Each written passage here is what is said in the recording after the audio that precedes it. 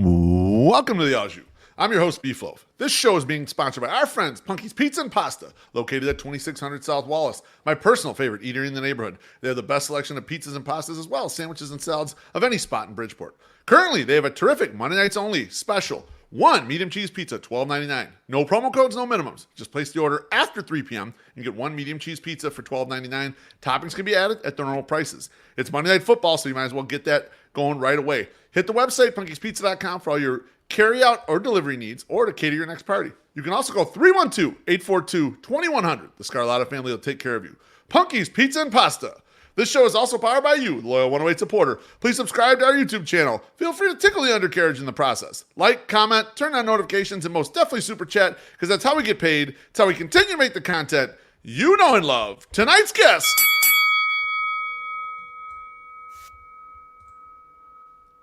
He's the host of the Future Sox podcast, which streams weekly on Monday nights, 8 p.m. Central Time this time of year, and actually in a little bit, so he's pulling double duty tonight. He's also the author of more video cuts of White Sox minor leaguers than anyone else on Elon's favorite app. And lastly, he's a music aficionado and longtime friend of the 108ers. Ian Eskridge, welcome back to the Au Jus, my friend. Thanks for having me, Beef. Appreciate it. Really, I can see you too. It's been a little bit since we've cut it up on one of these things. I'm a pretty loyal watcher of you and James on the live stream. I try to get you on the live stream when I can. If not, I hit the podcast feed. You guys seem to have settled in now. You've been working together now. I guess it's coming up on a year. Yeah, something like that. Almost. The podcast sounds great. And I've really been wanting to have you on for this discussion. And as I was telling you before we came on and went live, you see lists out there. People make lists of stuff or whatever. But to really dig in on a list, you don't get it that often. People, they do the hot take thing or whatever. But because it's near and dear to our hearts, these White Sox prospects, and it's important for a future in which Chris gets in the short term saying there's probably not going to be a lot of reinforcements via free agency. These are probably some of the guys we're going to be looking at. So I figured it time to put you. I mean, if this had a different sponsor, we'd be calling this a hot seat, because I'm going to put you on the fire here a little bit with some of these questions about the list that Future Sox put out for midseason. Are you ready, Ian? I mean, after looking at these questions when you sent them over, I was like, oh man, I don't want to throw anybody under the bus here. There's like, questions about whose list was what, and yeah, it's gonna be fun. But I'm mostly throwing myself under the bus. So, there. I was gonna say at this point, pretty friendly with you and James. Sleepy Harold, I've known for quite a while as well. The younger guys, I assume Elijah, and we're friendly-ish online. I haven't done a lot with them, so hopefully I don't hurt too many feelings with some of the questions I asked. But hey, it's all in the guise of understanding. We're not trying to be right, Ian. We're just trying to understand. That's all I'm trying to do with these questions. So, without further ado, I noticed on your list and other lists, national lists, Noah Schultz is sliding up. And it slid up to number 1 in the Future Sox list. And you could see that coming. Dominated in the minors. It's not a real long track record because he's a younger guy and you're working up the innings still. But no one has really challenged him whatsoever. And the upside seems absolutely ginormous. So no problems there. My questions start at number 2. And that's where Colson Montgomery has slid down to. Now, Colson Montgomery is 2, and you guys listen nationally. But my question is this: how in the world is Colson Montgomery holding off Edgar Caro, who at a similar age has hit better at both double and triple A, and plays a defensive position that I personally think catcher is harder than shortstop, although the volatility in defense, like if you don't make it as a catcher, you're a first baseman, whereas shortstops that don't make it have a lot more defensive utility. Where does it exist? How is Caro 4, Colson 2, with the way they've hit at least the past calendar year? So I almost, in the preseason, I almost put Schultz at number 1 above Montgomery then. Okay. And then, when the midseason came out, we unanimously across the board, everybody put him at 2. Now, the one thing you have to look at with this list is when it came out, we had written it, we had because we wanted to write all the breakdowns and everything for each individual player, we put off putting out the list. So the list was made probably at the beginning of right after the draft happened. Okay.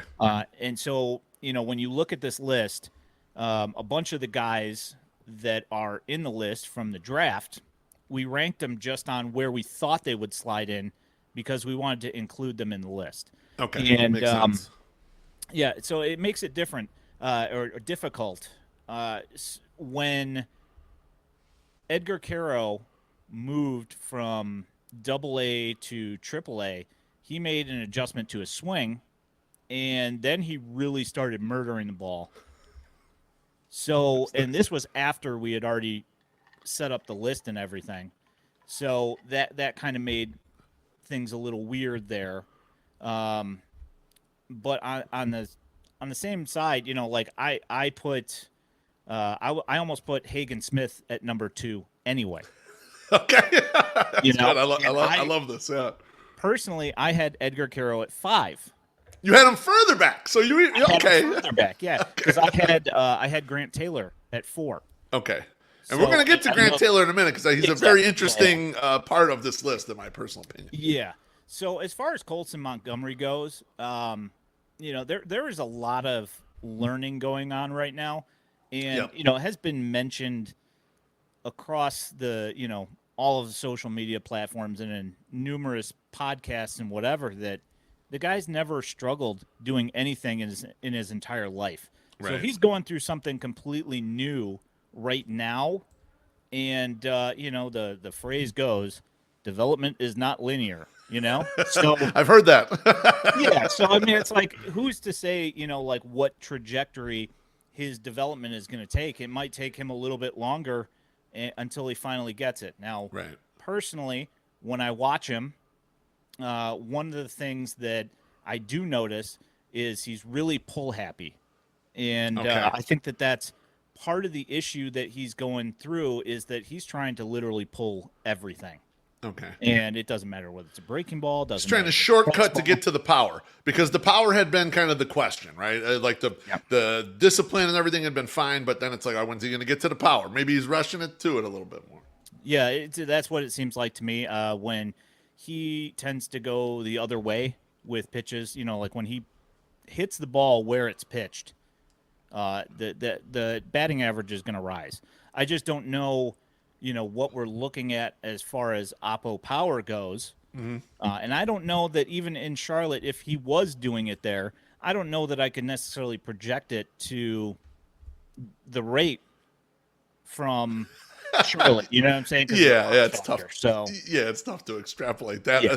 But okay, so if you were re-rating today, you said Carroll got a little hotter afterwards. He was still hitting in Double A, but he really hit the ball in Triple A. If you were re-rating today, would you still have Colson Montgomery ahead of Edgar Caro?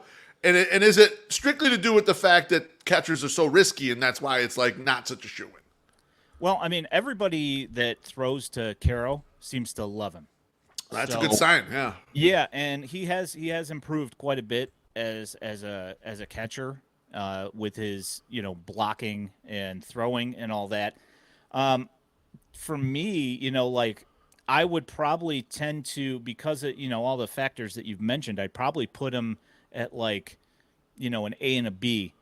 Like I don't know that I would Okay. necessarily rank one higher than the other because, like you also mentioned, with being a catcher, if he struggles to be a catcher at the major league level and they end up moving him first base, I don't know that he's necessarily got the power to put up more than 20, 25 home runs. Yeah. And that's not necessarily, I mean, granted, what we've got right now. No, you're right, Ian. At 20 or 25 home runs at first, you need to get to a lot of on-base skills at that point. Yeah. You've got to like be spiking a 370 on base or something to make that feel like, oh, this guy's a first division player at that spot. And so the drop-off is significant when it comes to the bat plays great at catcher. Oh, at first base, not so great anymore. It kind of gets dizzy. Exactly. So that's a good clarification there and good for me to understand. So I'm going to still feel bullish about Carroll because I feel like out of the guys that are in the minors, I feel like he's the one, especially offensively, that might come here and produce in 2025 and give me something to, a little glimmer of something to look at, going to this next season.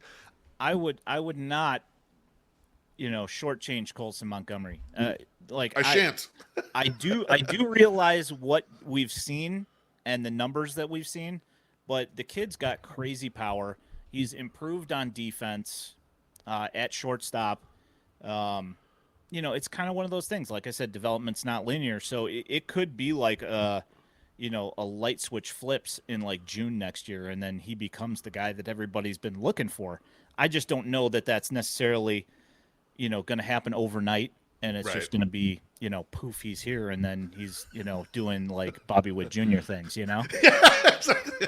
One can only wish. You mentioned in the first question, you mentioned Hagen Smith. I want to get to him. Hagen Smith checks in at number 3 on this list right here. You mentioned you were almost going to put him at number 2. I mean, he is that electric. My question for you is: had the White Sox selected either Jack Kaggs or Weatherholt with that number 5 overall pick, are they number 3 on this list? Or do they find themselves behind Edgar Carroll? I'm interested to see, because there was a lot of conjecture at the time of the pick, and a lot of people were questioning, why are the White Sox picking a pitcher again? They got a lot of pitchers. And to me, what it looked like they did was picked what they thought was probably the best player at that point, or at least the best player for their situation. So to you, Ian, would these guys rate that high on this White Sox list had they drafted them? I mean, that's tough, because like I said, when we did this list, we kind of just threw guys in there, Hagen Smith is a very polished pitcher. Mm-hmm. And when you look at like Weatherholt, a little bit different, the question with Weatherholt was whether or not he could play shortstop. And he showed, in season this year that he could play shortstop, and he made some really nice plays there.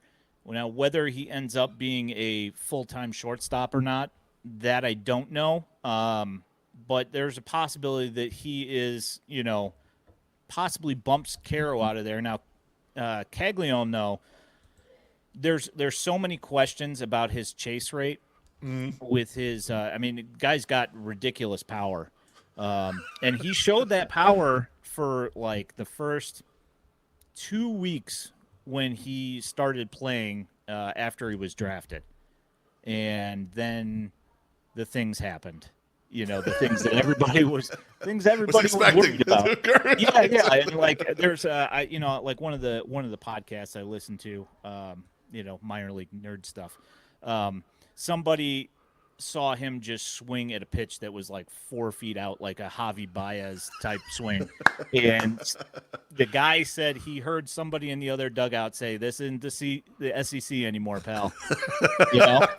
And it's going to take him some time to see whether or not he ends up panning out. I mean, when he did chase, he didn't miss a lot in college. Right, that was the interesting thing. Such a good athlete that he was getting to the contact. It wasn't like he had a big strikeout rate. It was just swing at everything kind of situation, right? Yep. Yeah. So whether or not, I would say Weatherholt probably does bump Caro, but I don't know. I don't think Kaggs would have, just because of the questions that were there. But he does have very special power. The guy hit a home. I was at the College World Series, and he hit a home run probably about 20 feet away from me and my kid, and the thing just came screaming over there. I mean, he hits the ball hard, but again, that's BB Core bats and college ball and whatever. But different game. That's right. Yeah, absolutely. Speaking of guys who cracked the list, and for me, this guy is a little bit of a lightning rod, because I don't know which way to go about this. I don't know whether to be really excited that there's a guy who's had very little minor league exposure that has a chance to be really special, or if I look at the rest of the list and see the guys and say, how are they all behind the guy that's barely played? And that is Grant Taylor. So explain the Grant Taylor heat to the layman. He's ranked number 5 on the list. I'm guessing half of the people in the comments probably don't even know who Grant Taylor is. Explain why he's so high, and what do you and the Future Sox team like about him? So, one of the things so he pitched in the Cape Cod League before he ended up needing Tommy John, and he was there, and people said that he was so electric that, some people even say, and I'm not saying that there's, what the validity of this statement is, but they said that he was more electric than Skeens. That's lofty. Even if it was only a couple people saying that, that's lofty. That's a big thing to say. Yes. But so he goes to start for LSU and ends up needing Tommy John in the spring, and so he sat. White Sox draft him, and he was basically ready to go right at the beginning of this year. He was in spring training, throwing down in Arizona with the guys. And one of the things that everybody said about him down there was that he's basically like having another pitching coach there at the facility. And he's one of those guys that makes the guys around him better. And his stuff is just gross. I think he had like 32 strikeouts to 2 walks in A-ball. Right. Just eye-popping numbers. I mean, like, yeah, even the short stint there. Yeah, and we'll see. He's slated to be in the Arizona Fall League because he missed the time. He had like, and this was it. From what I understand, what I was told was that they were going to baby the F out of this guy because they didn't want to push him, but that the lat strain that he had was nothing serious, and they just didn't want to push it because they didn't feel that they needed to. Right. Yeah. No. I was gonna say because they did give him quite a bit of a long layoff afterwards. It might lead you to believe like, this is more trouble. But it will be interesting to see how he looks in Arizona Fall League against good competition. I mean, generally Arizona Fall League is pretty good competition, and it's usually light on the pitching because the pitchers are usually the guys that just need more work, not necessarily the top guys there. So it should be interesting to see if he shines. But I mean that like part of me is like we've graduated a bunch of pitching. There's other guys known, and then there's this guy laying back in the cut that might also be real good, like these other guys. So like it's exciting. I'm eager to see what happens. But I appreciate you laying that out there, Ian, because I don't think a lot of people have heard about him or there's not been a lot of buzz about him. And so you guys putting him up there higher, I think, is a real service to Sox fans so that we can kind of like start looking at him, get honed in on Grant Taylor. Speaking of power and speaking of gigantic guys, number 6 with a bullet on this list is a humongous suburbanite named George Wolkow. I know he's a monster, terrific athlete. Came out early, so he was playing as a 17-year-old playing professional ball. The power is right. The power's outrageous. The strikeout rate's 40%. Ian, why are you guys so excited despite that gigantic strikeout rate? How hard this guy hits the baseball is why. He could, just flick his bat out there, and it's, he can hit a ball 400 feet.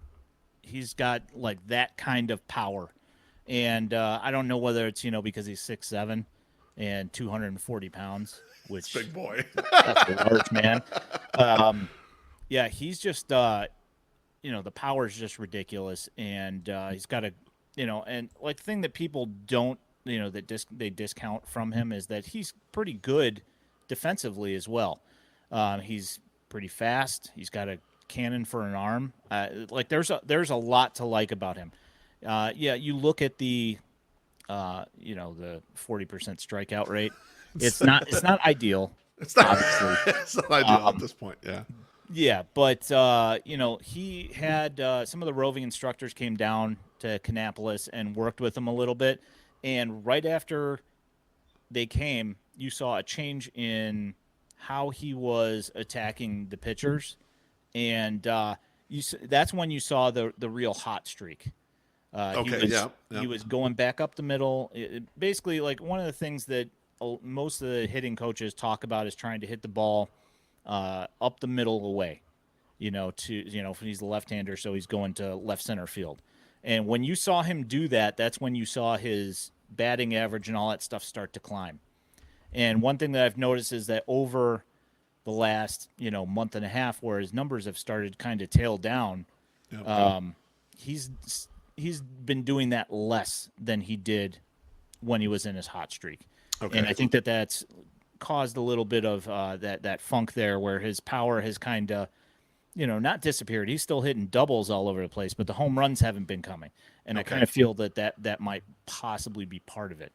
Now, I went to Kannapolis, I don't know, like about a month ago or so, and I talked to him, and the kid's got a great head on his shoulder, super smart. Like, I know they talk about, he's very mature, and he absolutely is. He's super nice kid, and very smart, and he knows what he's looking at. I think it's just one of those things that he has to kind of reel himself back in to not try and be overly aggressive, and that's what's kind of fueled that strikeout number. Yeah, right, which is substantial. I mean, the guy still takes his walks. I mean, it's still like a 12% walk rate at the level. So it's not like he's totally unsure what a strike is. It doesn't appear to be that way. Now, Ian, is there any precedent for a guy with this skill set to come down off of like a super high K rate? Because usually as you climb up levels, the K rates climb with the guys in general. I mean, it's not a fast, short and fast rule, but a lot of times that is the case. As you move up, the pitching gets more difficult. Guys strike out more.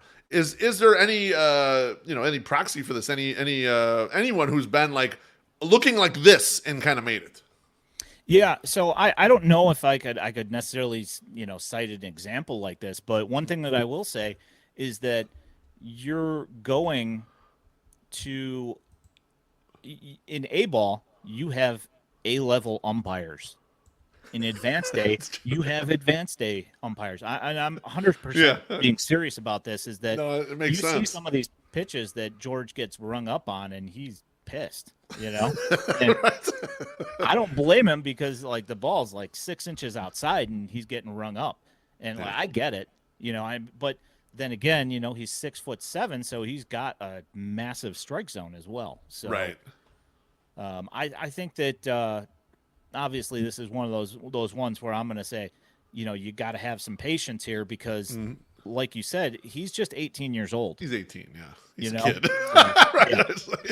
Yeah, he should have just been, joining fall ball for college at South Carolina. Right. Right. And now he's got a year and a half of Pro Bowl experience under his belt already, which is, it's a lot. Yeah. And he, definitely a guy to like, oh my God, when you see some of the highlights, but also like me, I'm cautiously optimistic because of those strikeout totals. Because some of these guys never kind of making it with those strikeout totals. Yeah. I'm going to put you on the spot right now. If you had to make a prediction, Ian, for Wilco, is he in the White Sox top 3 on this list next year? When you do midseason next year, is he in the top 3 or is he out of the top 10? What's more likely for his positioning here? I think it depends on what time of the year you're looking. If you're looking later in the year, he's probably in the top 3, is my guess. Because I kind of have the idea that, second half of the season-ish, Hagen Smith and Noah Schultz are probably going to be graduated at that point. Okay. I they got know that for sure, but no, they got a chance at that top group of kind of all of them graduating, kind of in 2025 at some point. Yeah, so I mean, because if Taro's gone, Montgomery's gone, Schultz is gone, Hagen Smith is gone, Grant Taylor's not going to be probably in the majors, in July or August or something. But most of those guys are probably going to be gone, so it'll probably be Grant Taylor and maybe possibly Colson Montgomery that are left at still that point. Hanging around there. Yeah. Exactly. Okay, fair enough. It's a full-on endorsement for George Wilco. Last question in this section of our discussion. Jacob Gonzalez and Brooks Baldwin are back-to-back in the list. They're 13 and 14 respectively. Why are they so tight? And I know it's not linear. The list isn't necessarily linear. There could be a big break off here, but it shocked me. It's like, one guy's been non-terrible in the majors, and actually, the last little section of Brooks Baldwin before he got hurt, he looked totally fine. Like that's probably like a utility player in the majors. The other guy has a 605 OPS in Birmingham. Like what? They're so right next to each other, but one of them I see as a useful player in the majors. The other, I'm not sure they ever make the majors. How does that end up happening that way? With these two in particular, I think that what would be useful next to their names is like a green up arrow and a red down arrow, because Brooks Baldwin, in the preseason, I think he was in like the high 20s. I think, if I remember correctly, I'd have to go look, but I think he was pretty far down the list, and he shot up. And this was one of those things where the White Sox were super high on him. When we talked to Jim Callis from MLB Pipeline early in the year, he was telling us that the White Sox brass was saying that, how high they were on this kid Brooks Baldwin, and that everybody was underrating him. And he had a pretty decent year last year, but he wasn't amazing, right? But then he comes into the season this year and he's hitting 400, for like a month. So it was like, he smokes double A, and then they promote him to triple A, and he does not stop hitting. Like, they're like, all right, fine, that's enough. We're bringing you up. what can we do else? Yeah, I know. So, I mean, like, I won't say that I was shocked, but I was a little surprised, on how well he did when he kept on getting promoted and he didn't slow down at all. And, like that said, like I watched this kid play. And baseball IQ, huge,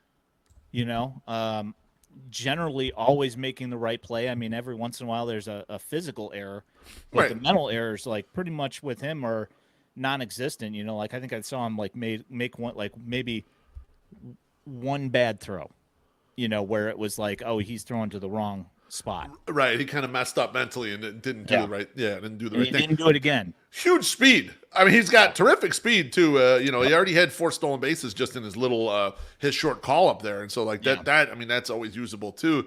Yeah, I thought the juxtaposition of those two next to each other is like, and especially like Gonzalez had gotten a lot of shit because after he was drafted, there was a lot of talk. Then he struggled. Then it was like, oh, he went in the weight room and he got bigger, and then it's just like, it's been an up and down year for Jacob. Whereas Brooks Baldwin, I mean, I expect Brooks Baldwin to be on the 26th man in 2025. I'd be surprised if he wasn't. He's going to be here, I believe. Like the Jacob Gonzalez thing, like, he made major adjustments in his swing, and I think Fegan or Margulis just put out an article about him today. Maybe? Yeah, I'm gonna say the Sox Machine guys wrote about him today. I haven't had a chance to read it yet, but I saw the tweet out there about it. Yeah. Yeah, but I mean, like, he made some. If you looked at his swing from late last year when he first came to the White Sox, and you look at his swings from May, night and day difference in his swing. And like last year when he would swing at the ball, it was like he was already running to first base before he had even finished his swing. It was really, was it Ichiro? That's exactly what I said. Is that he looked kind of like Ichiro, and I'm like, where's this guy going? He's super slow. Like, it doesn't. It's not. What are you accomplishing here? Yeah. So he makes these changes, and he's staying more through the ball to center field and left center away. And in May, he's hitting 321. And nice. In June it was 216, so he had a drop off, but he also got promoted. Right, tougher pitchers and real tough ballpark in Birmingham.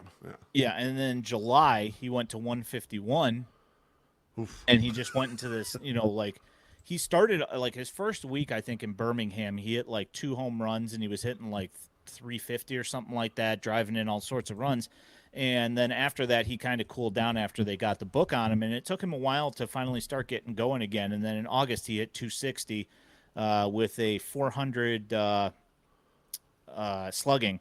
So he was kind of starting to feel things back out again and starting to move in the right direction. And then he played the first series in September, and then he got hurt, and he hasn't played in a couple of weeks. So it's been a minute. So it's not like he's not going to get a lot of movement before next season because he's probably not going to play as much. Yeah, I mean, he might end up at the Arizona Fall League. I mean, we don't have definite list yet. Okay, that's just the rumored list. Yeah, there's been rumored stuff, and one of those rumored things is that Sean Burke was going to be there, and now he's been called up, and he made his start. He got his first. He looked great. I was there on Sunday. He looked really good. I'll be honest with you. Yep. One mistake. That was it. That That's good. Yeah. So, I don't know if he ends up going still. We'll see what happens. It's kind of one of those things that's up in the air that obviously, I find out things, but like they don't consult me. So I don't know. You didn't get to have your say. So that's fair enough. All right. I want to get to my WTF section of the questions here. And we're going to get to Burke in a second, but we're not going to get to him yet because the comments were barely open. And my guy Lucky Spag says, is Tim Elko going to be up soon? We need a new first baseman. Ian, where is my guy Tim Elko on the top 30 list? I looked 6 times. I'm like, how can Tim Elko not be there? And he made it all the way up to AAA. He's hitting home runs and doing what he normally does. Not even on the list. What happened here? What? Tell me. Tell the beef. I'm saddened by this. I love Tim Elko. I do know that. Like, there's his parents and his family, Old Miss fans, and then me, like in the hierarchy here. Exactly, like I've been on Tim Elko since we got him, and this year he started off kind of a little bit slower with the bat. Okay. It took him a while to ramp up, and last season in Birmingham, he played 34 games and he hit 6 home runs. This year, he played 91 games in Birmingham, hit 9 home runs. This is the entire reason for this is that, there were questions about his strikeout rate. Yep. There were questions about his bat to ball. Not the bat to ball thing, not necessarily me. A lot of people had questions about his bat to ball. But one thing that he did do this year is he's like right now, he's hitting 273 in AAA. This entire season he's hitting 285, and his on base percentage has gone up. He's taking walks a little bit more. No, I mean, yeah, it looks like 8.5% at AAA is not too shabby, He's getting there, I think that one of the things that they really had him, and I don't know this for a fact because I asked him about it, but I think that was one of those things that they're like, hey man, you got to kind of try and reel in this, this walk rate a little bit and the strikeout rate a little bit.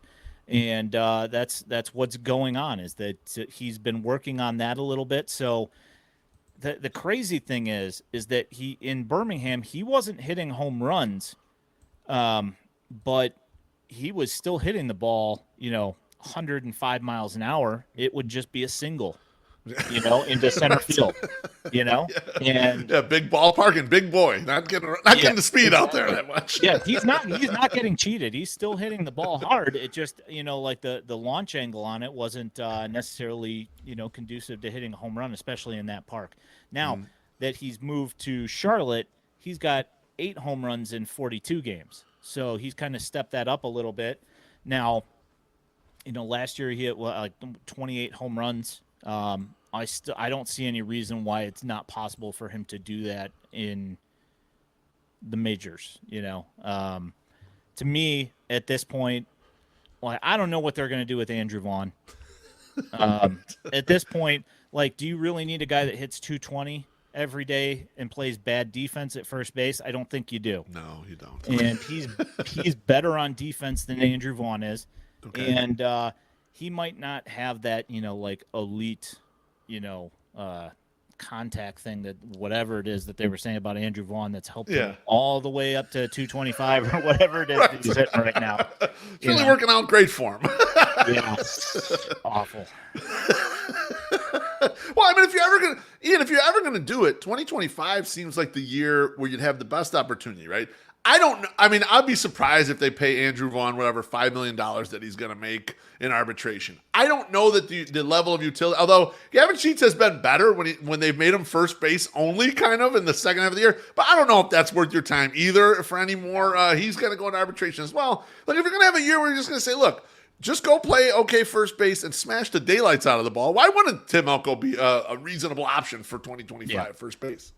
I want to answer this question here. Tadahito says, so Elko has the Eloy hard ground ball disease.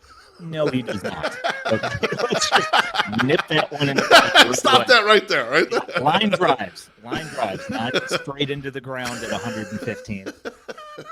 That's good to hear. That's refreshing. Yeah. We don't need the 70% ground ball rate, Eloy Jimenez. That was that's a little too much there.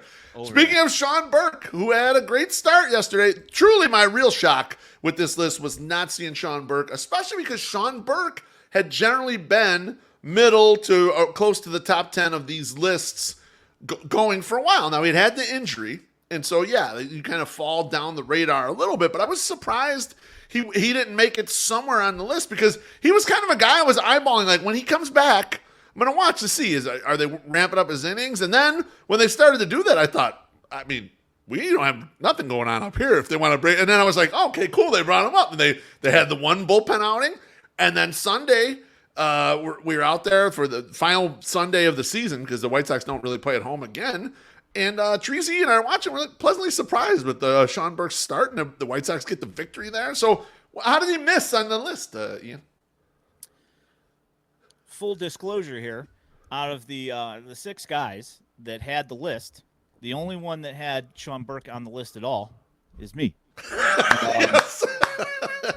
And the thing was, I didn't have him on the list in the preseason because I hadn't seen him pitch in forever, and I was like, well, this guy's dead, so I'm not even gonna bother putting him on the list. So, but then when I saw him come back earlier this year and started watching him pitch, the first time he came out, I think he struck out the first 8 guys he saw, I think, or something like that, and I was like, okay, he's back, but like the problem with him being back is that it's still one of those things where he could strike out 8 guys in a row, but he could also come out in the first inning and walk 5 guys.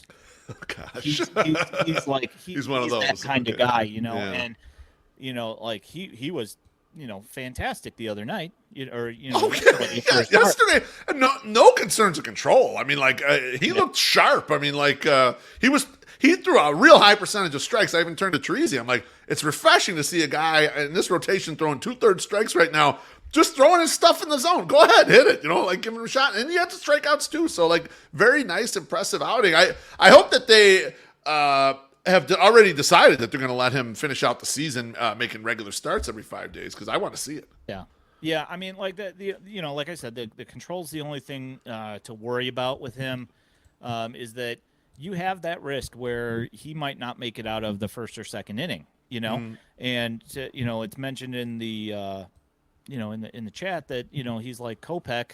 He's not exactly like Kopech. He's got like a 97-ish fastball. Pretty good. His curveball is just absolutely disgusting. But like the thing about it is that I put him at 27 because I had risk of reliever feelings because you could have him come out and walk 3 guys in a row.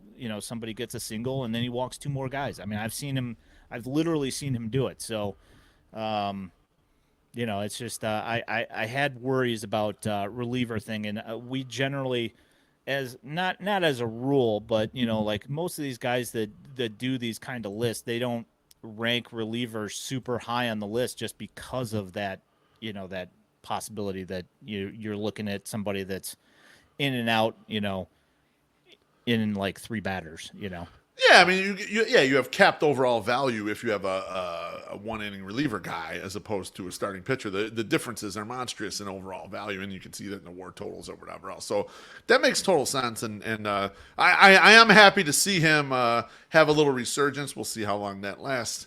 Last in my WTF questions is Jake Eater. Okay, Jake Eater's sitting here at 15. And my question really is, because you and the crew, I think the reason he's there is you guys just forgot he was there. And then you finish making the list and you're like, oh shit, it's too late to move him. He's already just there. We're just going to leave him there. Because the way I'm looking at it, Ian, is, Eater has not really pitched well at all since he's come over, and longer-ish stints, okay? I know he's had little pockets here and there.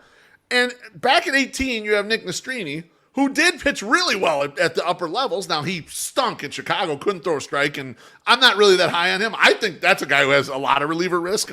But even as a reliever, he's throwing a lot of balls there. So why is Jake Eater still up at number 15? Explain this one to me, because no Sean Burke on the list, who I would have thought be in there, and then Jake Eater still he's eating up. He's in first class still, Ian, and I don't get it. All right, that's what I need to know here. So, like when I watch Jake Eater, And especially over the last like month or so, month and a half, like I've gotten really frustrated watching him because I see that the stuff is there and he can be really, really good, but it's clear that his command right now is not where it needs to be. Um, you see that his velocity is fine. The ball's moving fine. His velocity has dropped a little bit. My guess is that because the season has worn on him, that his arm's getting tired. Makes sense. So that's that. But there are the several factors when somebody gets TJ that sometimes their spin rate doesn't come back, sometimes their velocity doesn't come back, and oftentimes the command is the last thing to come back. Right. And you see innings, you see a game here and there where there's glimpses where you're like, oh, that's who this guy is. This is the guy that they traded for. And it's that, possibility is what keeps him that high on that list. Now, I had him at 14, but, other guys didn't have him that high. Okay. Let's see. I mean, he's a little bit higher. Some of the lists, he's quite a bit lower on some of the other lists. I mean, it's hit or miss. Like either somebody is like, oh yeah, I see the promise, and so they keep him up in like the 12 to 15 range, and then there's guys that are like, he's almost on his way out of here, and he's like down in the middle 20s. Okay. So yeah. Now me, as far as we talk about Nastrini, I have very big reliever, long relief role, is what I'm thinking Nastrini ends up at. I don't even have him in my top 30. Okay. Okay. I kind of like that actually because I could see that, especially getting to where we've gotten to, and you saw him come up and the majors couldn't throw a strike, and then he went back to Charlotte and couldn't throw a strike for a month. Like it was, if it comes and goes like that, that's interesting. And so there must have been, for him to stick at 18, there must have been some faith in the other list that thought, okay, we can turn this around. He can maybe make a mechanical fix or something and get it back. But yeah, well, I mean, that's the thing. And, like, I don't know if you saw the tweet or not, but, when you've got Nick Nastrini saying that, hey, I saw a random tweet on Twitter that said, hey, I should stay in the same spot on the mound. And that's actually a tweet from our not Cease. I did see that. Who posted something. It might have been somebody else's tweet that he saw, but he, like we all think that it's him because, he's our guy, so we're going to claim it. I wouldn't too if I were you. Yeah, but I mean, it's like if that's the case, that's where he's like, oh, he's right. I should look at this. That's kind of a problem. Exactly. Like when it makes you go from being being able to pitch an inning and 2/3 when you're a starter, or the difference, where you're going and pitching 5 or 6 innings, right? And it took you seeing a tweet to figure that out. Like that's just that's why I see risk. But then he goes back out and he doesn't he's not unhittable anymore. Right? And he's doing that again. So it's like that's not. Maybe it's just mental. I don't know. Who knows? I love it. A couple more things about the process of building an overall top 30 list. I believe the way it works, Ian, is that a bunch of you make lists and then you sort of maybe do a point system or whatever to build like the ultimate list. When you're going through the list, and I think you said it was 6 of you guys that did it, whose list had the most WTFs in it? Like where you're like, whoa, that's way off of what everyone else is picking there. And if you wouldn't mind sharing who the player was or whatever, that was either much higher than the group or much lower than the group. I mean, it's probably me. Not surprised. Yeah, I mean, like, and the thing that the way I look at this whole thing is that, it's, I don't like seeing, I don't like looking at these lists and seeing every single one being exactly the same. Right. I also tend to be higher on guys that I watch and I've seen what they can do, as opposed to everybody else where they're like polling, a bunch of other people. Hey, who do you think should be here? Who do you think should be there? Like, right. I watch every single one of these games.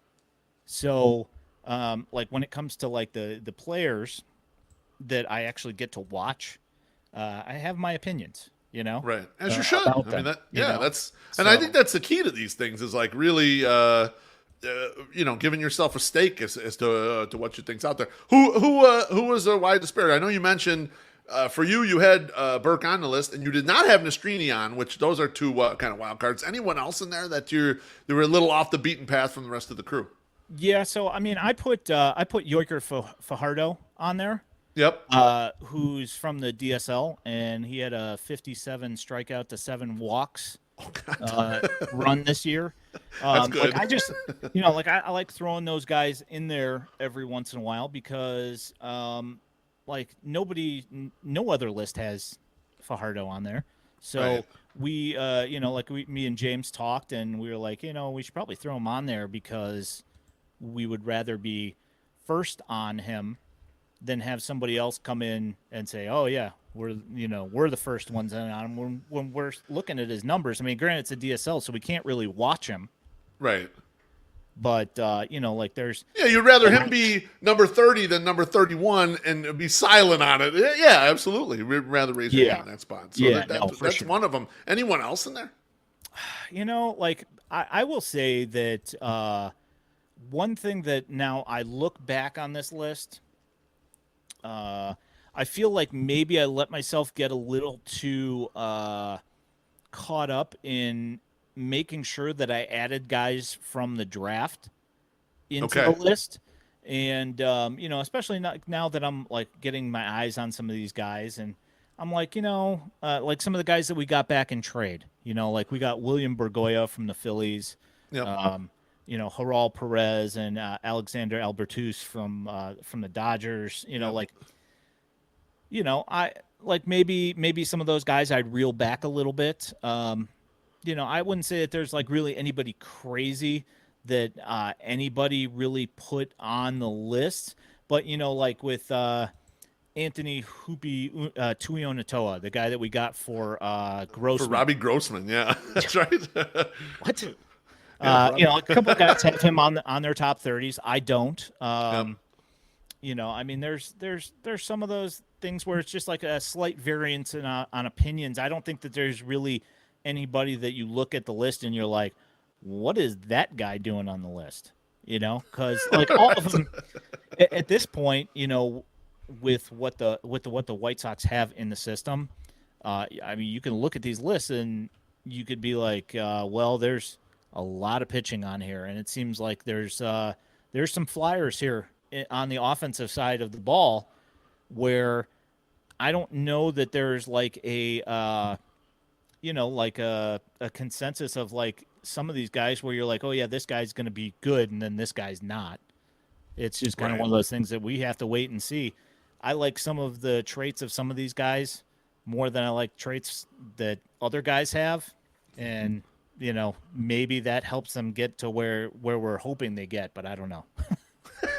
Kind of a crapshoot, Last question about the making of the list. We discussed how Burke didn't get on there, and to me that was surprising, and Tim Elko. Is there anyone else that you were surprised didn't make the list, either from future list pedigree or from just overall performance? You're like, wow, that person, they are close, but how they really should have made it, but they didn't this year. I'd say probably like the one that's like one of those ones where you were, like Peyton Paulette being at 29, like just where he started and where where he ended up before he got moved to being a reliever in July. Right. Before that, like at that point where, which is when we moved him down to 29 and almost completely left him off the list, was before he became a reliever. And since he moved to reliever in the first week of July, guy's been lights out. I think he's given up like 4 or 5 runs in 2.5 months or something. Yeah, I was going to say his run has been terrific. Ian, do you think that they're at the point where they're like, look, this is your role, we're not going to be messing back around with starting? Or do you think they see it as, oh, they kind of got him right, and now next year he's going to come into spring training and is going to be a starter again? What do you think they're going to end up doing with him?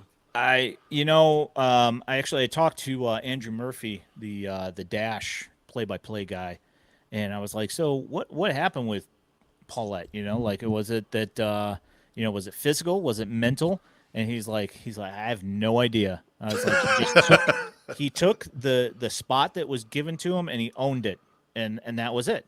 And It's amazing. he decided that that's where he was going to make his stand, I guess, and he's been fantastic. So I don't think you move him off that spot, considering when you look at the amount of arms that are in this system.